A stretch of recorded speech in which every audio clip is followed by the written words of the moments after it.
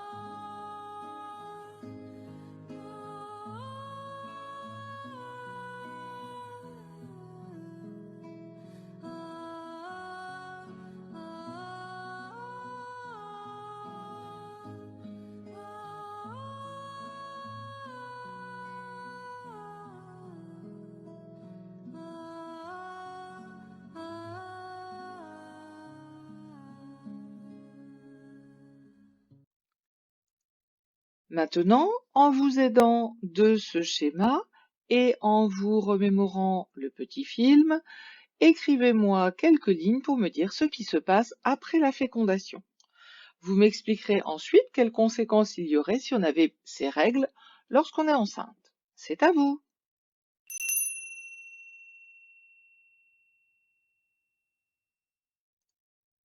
Voici la correction. Après la fécondation, la cellule œuf se divise en 2, puis 4, puis 8 cellules, tout en se déplaçant vers l'utérus, qu'elle atteint en une semaine environ, et dans laquelle elle s'accroche. Et si on avait ces règles lorsqu'on est enceinte, sachant que les règles correspondent à la destruction de la paroi de l'utérus, si on avait ces règles en étant enceinte, l'embryon partirait avec la désintégration de la muqueuse utérine. Pendant toute la grossesse, on n'aura pas de règles, et ceci est provoqué par un jeu d'hormones. Encore une fois, ces hormones. On peut noter le cours suivant. Lors de la fécondation, lorsqu'un spermatozoïde pénètre dans un ovule, on obtient une cellule œuf. Dès sa formation, la cellule œuf commence à se diviser en 2, le premier jour, puis en 4, le deuxième jour, puis 8, etc. On parle alors d'embryon. Voici des images d'embryons au stade de cellules, 4 cellules, 8 cellules. Ce sont les premières photos de la vie d'un petit humain. Tout en se divisant de plus en plus vite, l'embryon est amené vers l'utérus qu'il va atteindre au bout de 5-6 jours. Alors l'embryon ne se déplace pas de lui-même, mais il va être amené grâce aux contractions des trompes et au mouvement des petits cils qui tapissent l'intérieur des trompes, et ceci fait comme un espèce de tapis roulant qui va faire avancer le petit embryon à l'intérieur de l'utérus. Il va alors s'implanter dans la muqueuse utérine, c'est ce qu'on appelle la nidation, et c'est ce qui marque le début de la grossesse.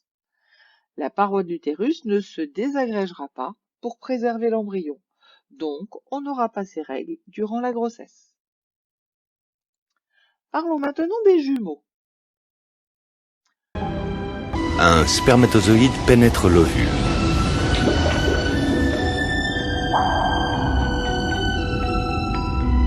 À l'intérieur de son noyau, le spermatozoïde contient 23 chromosomes qui vont se mêler aux 23 autres chromosomes que cache le noyau de l'ovule.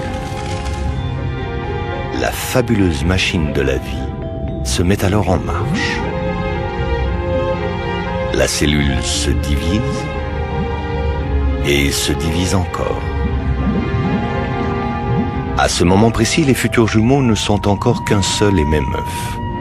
C'est alors que se produit parfois un incroyable phénomène qu'aucun savant n'est capable d'expliquer.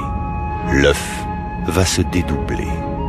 Il n'y a plus un seul mais deux œufs, deux êtres à venir. Ces jumeaux issus de la scission d'un même œuf sont appelés monozygotes. Ce sont les vrais jumeaux. Un miracle, mystère de la nature.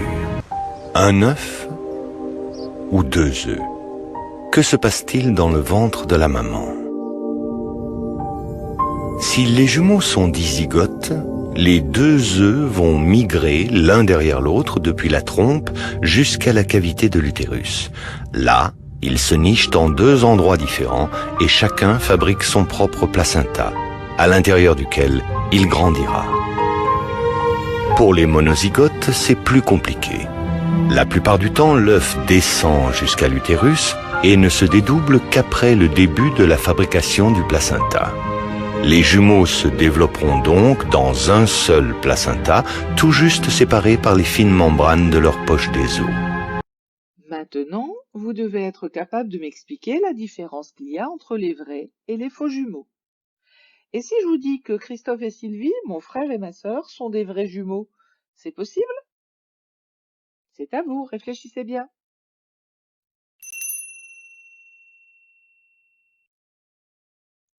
Voici les réponses.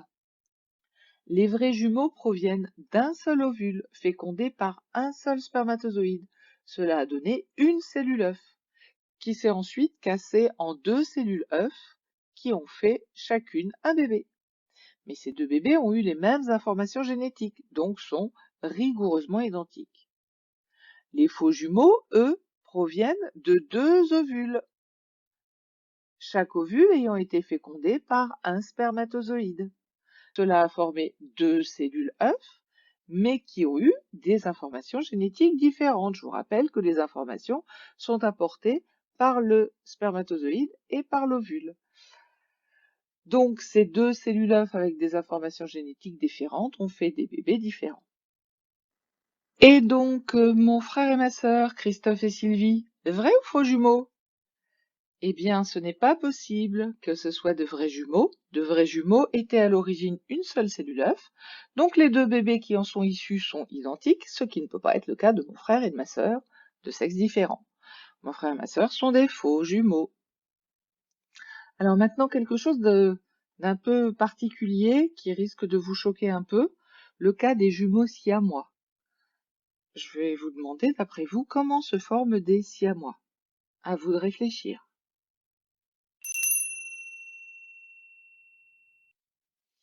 Les siamois résultent d'une scission incomplète du petit embryon qui a commencé à se séparer, comme pour des vrais jumeaux, mais qui est resté attaché par une partie. C'est très rare, heureusement, parce que vous imaginez la vie de ces pauvres enfants. Ça, ce sont deux petites Canadiennes. Elles ont deux corps différents, mais un seul cerveau. Et donc, on ne peut pas les opérer pour les séparer. Cela tuerait inévitablement l'une des deux. Voyons maintenant les conditions nécessaires à la formation des bébés. Alors, réfléchissez. À la base, qu'est-ce qu'il faut pour faire un bébé? À vous.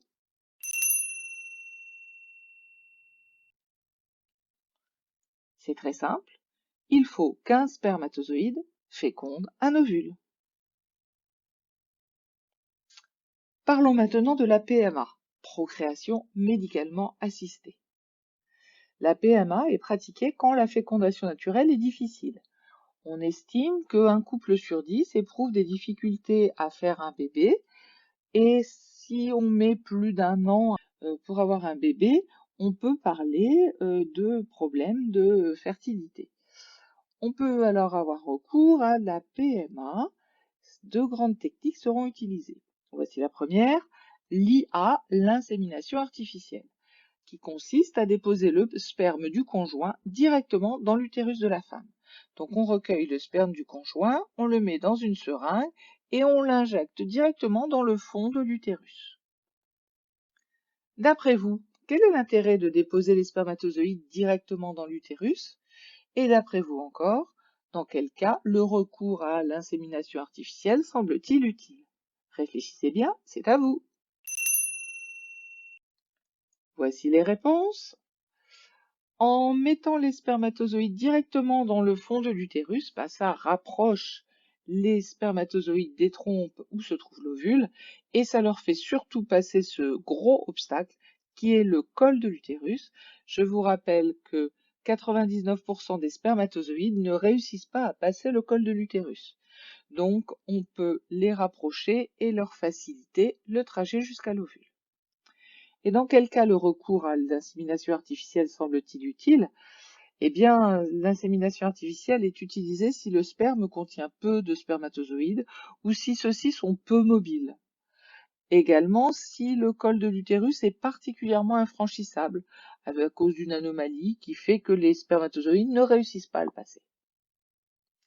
Deuxième grande technique de PMA, la FIVET, fécondation in vitro et transfert d'embryons. Cela consiste à récupérer les ovules d'une femme et les spermatozoïdes de son conjoint, de faire rencontrer ces cellules reproductrices dans une éprouvette et de transférer ensuite l'embryon dans l'utérus de la femme au bon moment. À partir de ce schéma, vous devez me remettre la bonne légende qui vous est proposée ici. C'est à vous. Voici les réponses.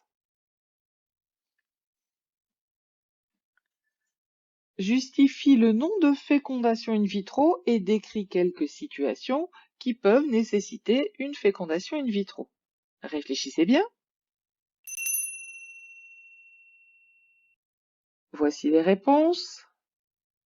On parle de fécondation in vitro car les fécondations entre les ovules et les spermatozoïdes se font à l'extérieur du corps de la femme dans une éprouvette en verre in vitro. Et quelques situations qui peuvent nécessiter une fivette. Une fivette sera adaptée dans le cas de trompes bouchées. Dans ce cas, les spermatozoïdes ne peuvent pas atteindre l'ovule. D'endométriose. Donc c'est une anomalie de la paroi de l'utérus qui s'épaissit anormalement, allant jusqu'à boucher le col de l'utérus ou l'entrée des trompes. D'anomalie du col de l'utérus.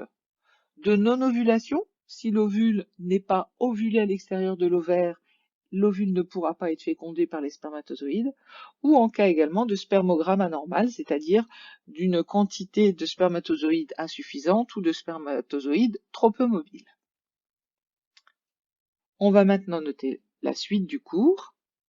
Quand la fécondation naturelle est difficile, on peut avoir recours à la procréation médicalement assistée, PMA, c'est-à-dire un ensemble de méthodes médicales qui favorisent la rencontre des gamètes, et la grossesse donc, avec notamment l'insémination artificielle, IA, la fécondation in vitro, FIV.